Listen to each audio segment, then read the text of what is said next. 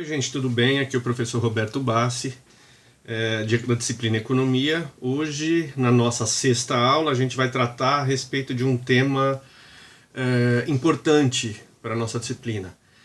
A gente vai falar sobre demanda, oferta e ponto de equilíbrio, também conhecido como equilíbrio de mercado. Tá certo?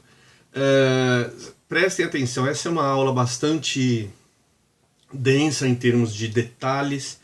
Não é nada, nenhum bicho de sete cabeças, mas requer bastante atenção, tá certo?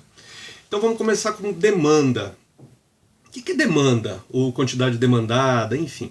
Na verdade, assim, em economia, alguns autores, eles diferenciam demanda de quantidade demandada. Para esses autores, a quantidade demandada é aquela... Vamos dizer que as pessoas têm o interesse de comprar uma calça jeans. Então eles vão nas lojas pesquisar preços. Essa é a quantidade de calças pesquisada por essas pessoas. Essa quantidade ela reflete a quantidade demandada, é quanto que o mercado pretende comprar, tá certo?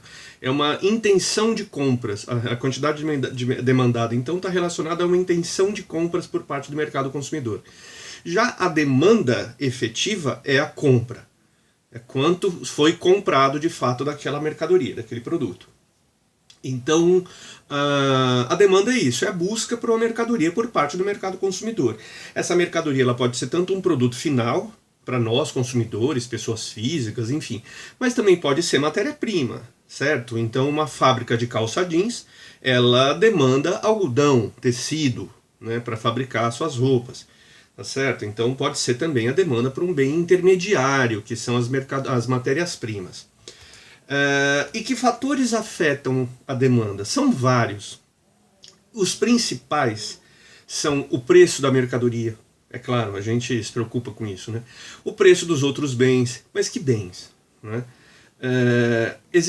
A gente classifica, no que diz respeito à demanda, existem bens complementares e bens substitutos. Por exemplo, um exemplo de bem substituto: manteiga e margarina, tá certo? São bens substitutos. De repente você gosta de manteiga, mas ficou muito caro, você pode trocar, você migra para margarina. Bens complementares: carro e gasolina, tá certo? São bens sem a gasolina você não anda com o carro, certo? Outro fator, então o preço desses bens, né, também influencia na demanda por um produto.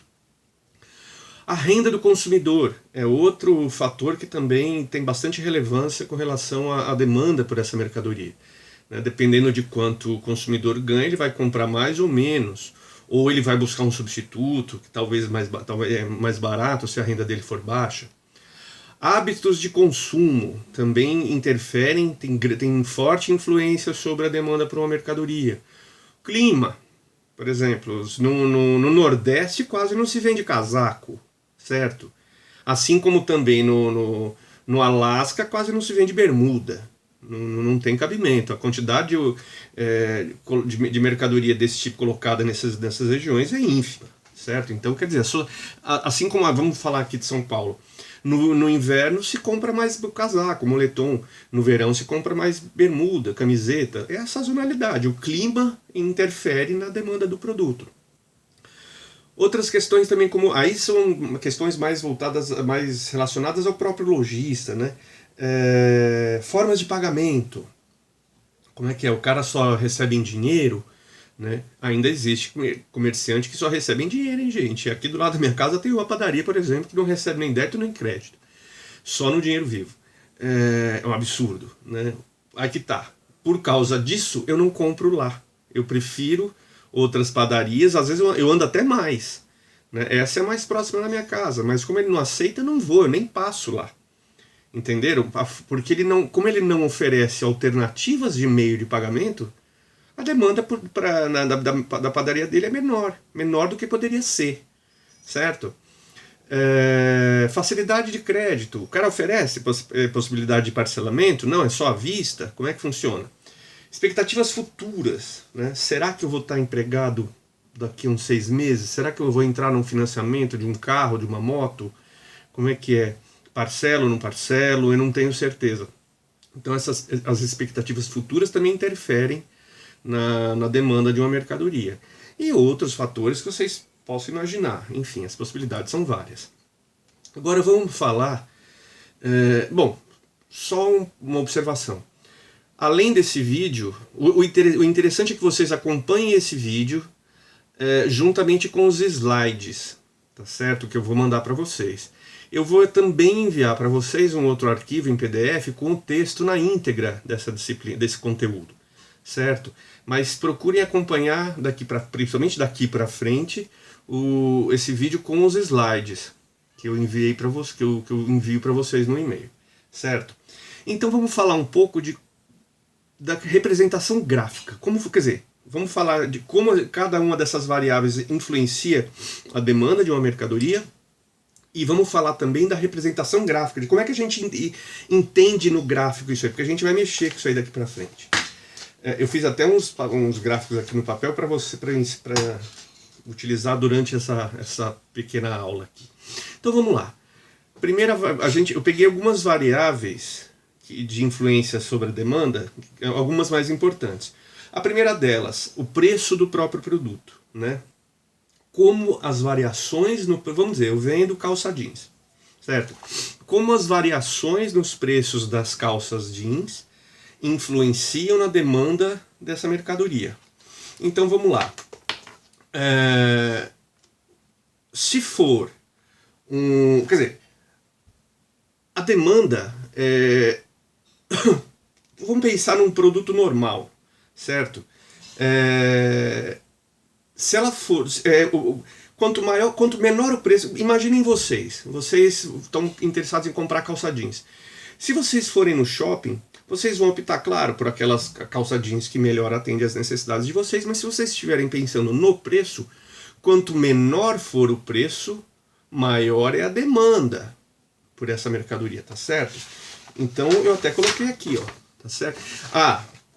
E lembrem, quanto menor o preço, maior a demanda. É uma relação inversamente proporcional. Quanto menor for o preço, maior vai ser a demanda por essa mercadoria. Tá aqui, ó, tá certo?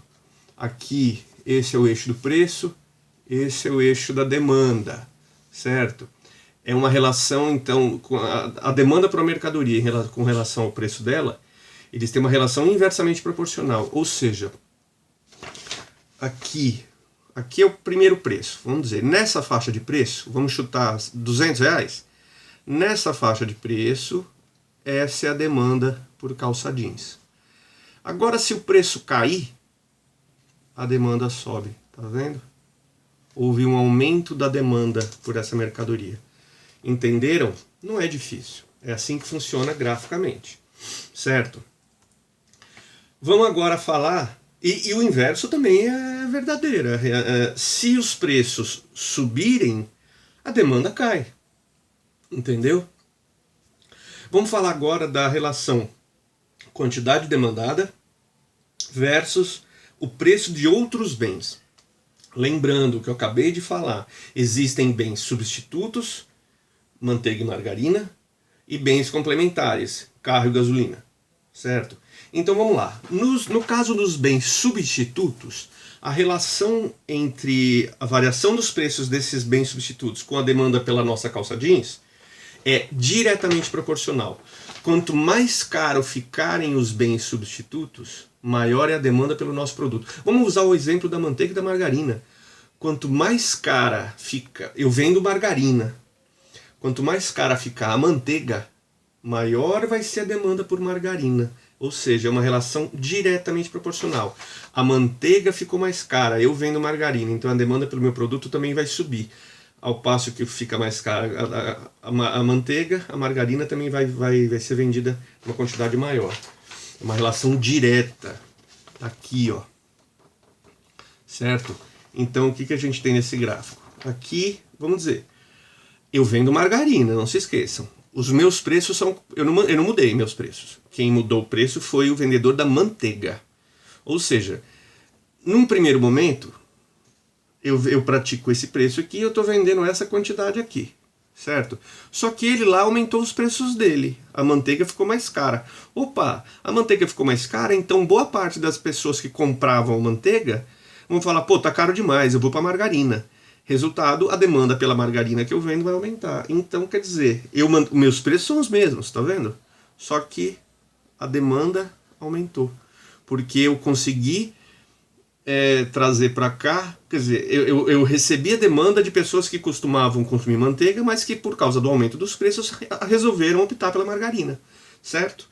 É uma relação direta. Já no caso dos bens complementares, carro e gasolina, né, a relação é inversamente proporcional. Se o aumento da gasolina, se a gasolina, se você vê, poxa, a gasolina está ficando muito cara, eu vou comprar carro? Não, sabe, carro já é caro por si só, é como se fosse um filho, né? Mas se você vê que a gasolina vai ficar cada vez mais cara, para que você quer isso? A demanda pelos carros diminui, gente, sabe? Quer dizer, então é uma relação inversamente proporcional. Se a gasolina fica cara, os preços, a demanda pelo carro cai. Ou o inverso também, vamos dizer que os carros fiquem mais caros, as pessoas vão comprar menos carros, consequentemente a demanda por gasolina diminui, certo? Tá aqui o gráfico que mostra isso. O preço, vamos lá, o preço da gasolina é o mesmo, vamos falar que aumentou o preço do carro, eu tenho um posto de gasolina, o preço da gasolina é o mesmo. Num primeiro momento, aqui ó, tá vendo? A curva vai vir para cá. O preço da minha gasolina é essa aqui. No primeiro momento eu vendia isso, essa quantidade aqui. Só que os carros ficaram mais caros. O preço do carro subiu, a demanda por gasolina diminui. Então, se num primeiro momento a demanda pela gasolina estava aqui, no segundo momento ela vem para cá, ó. Tá vendo? Entenderam? Não é difícil, gente. Lembrem, isso aqui é o preço do meu produto. Tá? Eu vendo gasolina nesse exemplo. Então, a minha gasolina não mexi no preço. Quem mexeu foi o preço do carro. Tá? Gente, por falar nisso, eu lembrei de uma coisa que eu esqueci de comentar. Quando a gente faz esse tipo de estudo em economia, para que serve isso? Isso é interessante para que nas empresas a gente consiga entender, para que a gente possa entender de que forma que as mudanças no ambiente externo ou no interno, no caso do preço dos nossos produtos, podem interferir na demanda por eles. E também ajuda a gente a entender, a classificar o nosso produto. Se é um bem complementar, um bem substituto, se é um bem normal, inferior, enfim, demanda saciada, isso a gente vai ver daqui a pouco. Mas para que a gente consiga fazer isso com maior clareza, com maior assertividade, é necessário a gente adotar uma ferramenta metodológica, é um método de estudo chamado Ceteris Paribus. Isso é em latim, Ceteris Paribus. Que quer dizer o quê? Eu vou analisar uma única variável, todas as outras ficam constantes. Então, quando eu falei lá, qual é, no primeiro exemplo aqui dos gráficos, qual é a relação da demanda pelo nosso produto em relação aos preços do nosso próprio bem? Eu só vou variar o preço do nosso produto. De acordo com essas variações, a gente vai ver de que forma essas variações no preço do nosso produto influenciam a demanda por ele. Nesse nosso caso aqui, eu estou variando o preço do produto, o preço de outros bens. O preço do nosso produto se mantém constante. Ceteris paribus é isso. A gente varia a única variável. A gente escolhe uma variável para estudar. Nesse nosso exemplo agora, a gente está estudando o preço dos outros produtos. Vamos variar o preço dos outros produtos. O nosso continua o mesmo. Certo? A gente faz isso para entender de que forma que as variações nos preços dos outros produtos interferem na demanda pelo nosso produto, mantendo o nosso preço constante. Então, no caso dos produtos substitutos, manteiga e margarina, tá vendo? O meu preço está aqui constante. Deixa eu até arrumar aqui uma coisa no gráfico, sei lá o que. Nosso preço, o preço do nosso produto está constante. Tá aqui, ó. A gente vende a margarina, certo? No primeiro momento, tá aqui. Só que o cara que fabrica manteiga aumentou os preços dele. Então, já que ele aumentou os preços dele, a demanda por margarina aumentou. O meu preço eu mantive constante. Quem mudou foi ele. Quem mandou? Já que ele resolveu aumentar o preço, ele diminuiu as vendas dele, parte dessas pessoas que deixaram de comprar manteiga vieram até mim para comprar margarina. Beleza? É isso aí. E aqui no outro exemplo é a mesma coisa. Eu vendo gasolina e o preço do carro aumentou. Num primeiro momento, ó, tá aqui o preço da gasolina. Num primeiro momento eu vendia gasolina nessa quantidade aqui, ó. Só que os preços dos carros aumentaram, subiram. Poxa, então o mercado vai vender menos carro e consequentemente eu vou vender menos gasolina. Tá aqui a nova quantidade demandada de gasolina. Tá certo? Ou seja, me dei mal. Né? É uma relação inversa no caso dos bens complementares. Ceteris paribus, todo o resto fica constante. Certo? Vamos analisar agora a relação existente entre a quantidade demandada da nossa mercadoria versus a renda do consumidor. Vou usar o exemplo agora de refrigerante. Certo? Vamos lá. Eu vendo... nós somos a Coca-Cola. Eu vendo Coca-Cola. Então tá.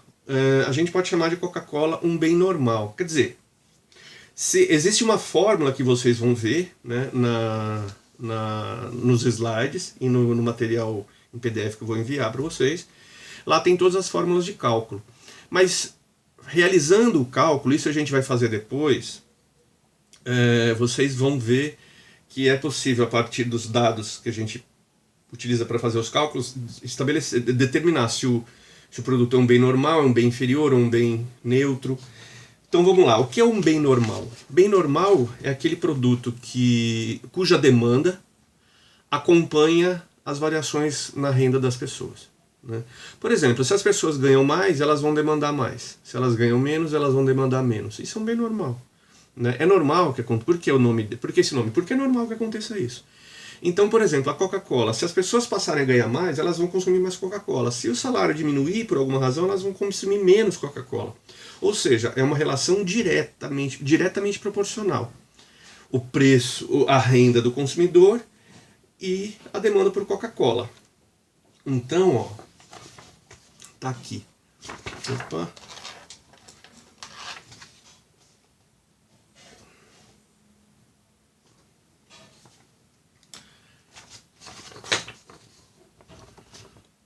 Preço, quantidade de Coca-Cola. O preço da Coca tá aqui, ó.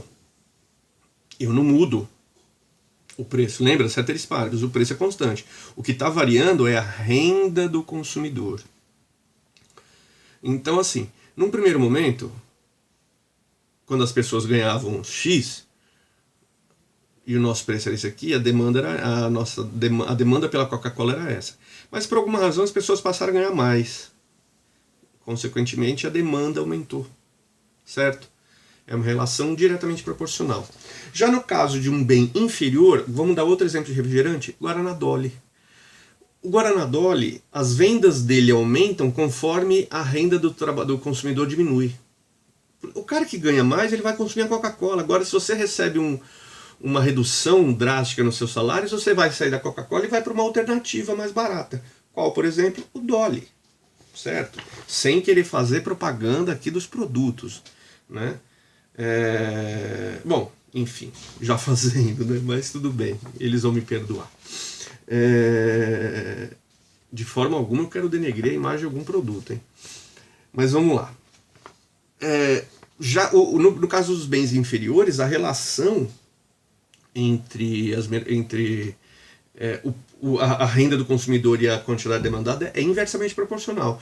No caso do produto inferior, quanto menos ganha o mercado consumidor, maior a demanda por esse produto. Ou seja, está aqui. Né? A empresa mantém os preços, né? E no primeiro momento ela vendia isso aqui. Só que, lembra, houve um aumento da renda dos consumidores. Se houve um aumento da renda dos consumidores, a quantidade demandada diminuiu. Tá vendo? Acontece, certo? Vamos falar agora. Então a gente viu os principais pontos que influenciam a quantidade demandada de uma mercadoria. Vamos falar agora da oferta. Né? A oferta, vamos lá. Um dos principais fatores que influencia... Deixa eu lembrar só uma coisa. Existe o produto que a gente chama de consumo insaciado, consumo saciado. É um produto neutro, né? Cujas mudanças na renda não influenciam muito a demanda por esse produto. Quer dizer, a demanda por esse produto independe da renda, certo? Água, por exemplo, tá bom? Agora algumas particularidades gráficas, né? Algumas informações que vocês precisam entender nos gráficos da demanda. Vocês viram, por exemplo, existem gráficos em que as variações acontecem na curva de demanda, ou reta, como vocês queiram chamar, na curva. E existem variações da curva, surgem outras curvas, tá vendo? Como distinguir isso? Então vamos lá. Toda vez que houver mudança no preço do produto substituto ou no preço do produto complementar ou mudanças na renda, vão surgir novas curvas, vão surgir outras curvas, tá certo? Mudou a renda, mudou o preço do produto substituto ou o preço do produto complementar, surgiu uma nova curva de demanda. Vocês podem colocar isso aqui, 10 curvas aqui no mesmo gráfico, porque se vocês fizerem uma análise histórica de várias mudanças, vão ser necessárias curvas diferentes. Então, normal, certo? Vai ser a curva 1, a curva 2, a curva 3, a curva 4 e por aí vai. Agora, quando houver mudança no preço do próprio produto, aí é uma mudança na curva. Lembrem disso, na curva. Isso é o caso de mudanças no preço do próprio produto. Tá bom? Uma coisa que o consumidor sempre vai buscar é o que a gente chama de excedente do consumidor, que é o algo mais, certo? Por exemplo, eu quero comprar uma calça jeans e estou disposto a pagar por ela no máximo R$150. Ok, vou no shopping, pesquiso, vou de loja em loja e vejo, essa bonita, gostei, não gostei, essa aqui é legal, no tamanho, a cor da... Achei uma loja que, poxa, tem minha calça lá que eu adorei, R$150 e está dentro do preço que eu quero pagar. Mas eu vi numa loja do lado ali que tem uma outra calça também que eu gostei muito, bem parecida, só que tá R$120. Opa, eu vou comprar isso aí. Por quê? Porque eu identifiquei que a calça é praticamente a mesma, ou vamos dizer que seja a mesma calça, e pronto. Numa loja tá 150, tá ok, tá o preço que eu queria pagar, mas na outra tá 120.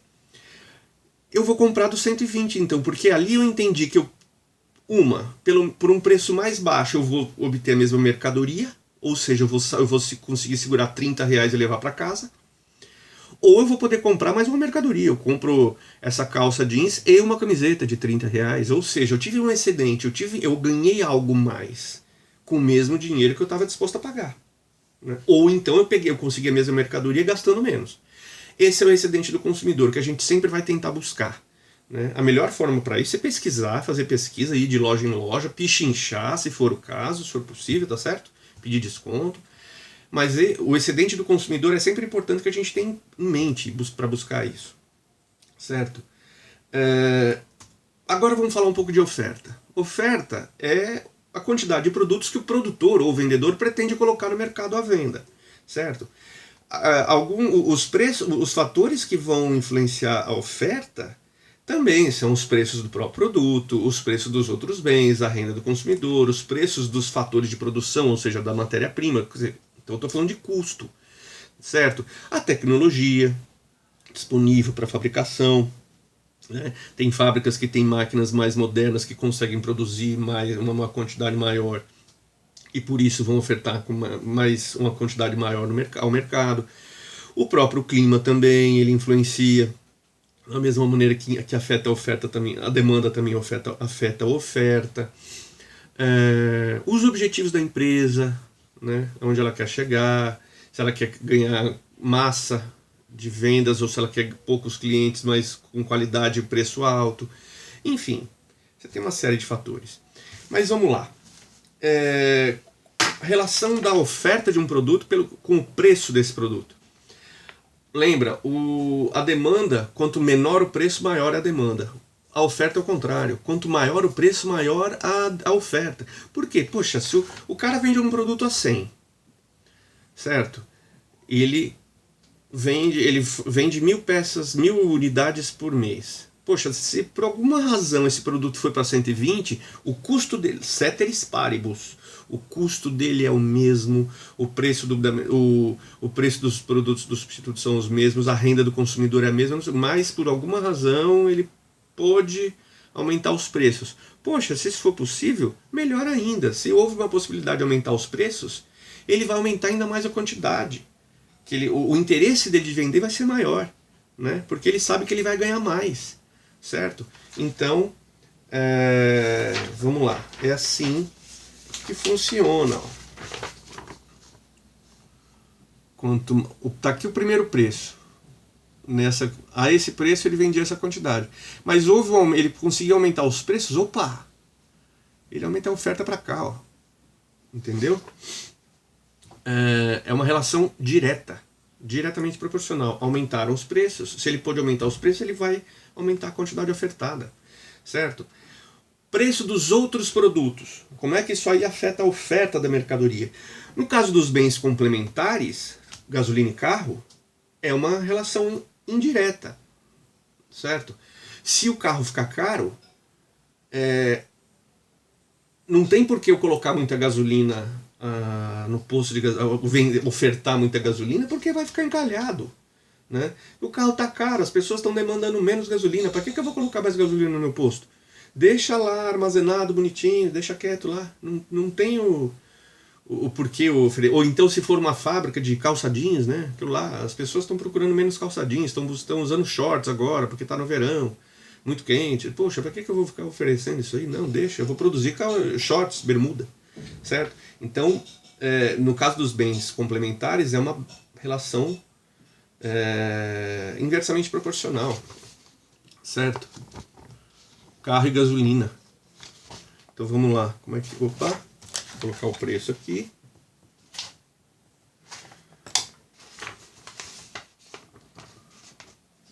Tá aqui. Esse é o meu preço. No primeiro momento está aqui a quantidade que eu ofertava. Mas o preço do bem complementar subiu, né? Poxa, eu vou vender menos. Seguro do carro ficou mais caro. Poxa, as vendas de carro vão diminuir. Então, quer dizer, se no primeiro momento estava aqui, com o aumento do seguro do carro, ó, certo? Ou então, ao contrário, eu vendo o seguro, eu sou a seguradora. Eu vendia nessa quantidade, mas se os carros ficaram caros, cai para cá as minhas vendas, certo? Já no caso dos bens substitutos, é o contrário, já tem uma relação direta, né? Se os preços dos meus... O que é o bem substituto? É o bem concorrente, é aquele que concorre com o seu. Se o preço do meu concorrente subir, a demanda pelo meu produto sobe, certo? Uma relação direta. Tá aqui, ó. Então, ó, tá aqui meu preço. No primeiro momento tá aqui. Só que o preço do produto do concorrente subiu. Opa! O preço do meu eu mantive, não mantive? Olha aqui, ó. Resultado aqui, graças ao aumento dos preços dele, eu consegui aumentar minha oferta, minhas vendas, certo? Opa. Que mais? Se os custos de produção subirem, o que acontece? Existe uma relação direta, inversamente proporcional, certo? Se os custos da minha fábrica... Por exemplo, se as matérias-primas minhas ficarem mais caras, lembra, ceteris paribus, o preço do meu produto é o mesmo, hein? Eu não posso variar. Vamos dizer que se ficou mais cara a minha matéria-prima, a minha tendência seria, poxa, eu vou repassar para o preço então. Não posso porque meu concorrente está me pegando ali, ele está me perseguindo. Se eu aumentar o preço do meu produto, eu perco vendas. Então, quer dizer, eu preciso absorver o aumento da matéria-prima sem repassar para os meus preços, certo? Então, qual vai ser o resultado então? Se ficaram mais caras as matérias-primas, eu vou produzir menos, né? Porque a minha receita também continua a mesma que era antes, certo? Matéria-prima mais cara, produção menor. É uma relação inversamente proporcional. Então tá aqui.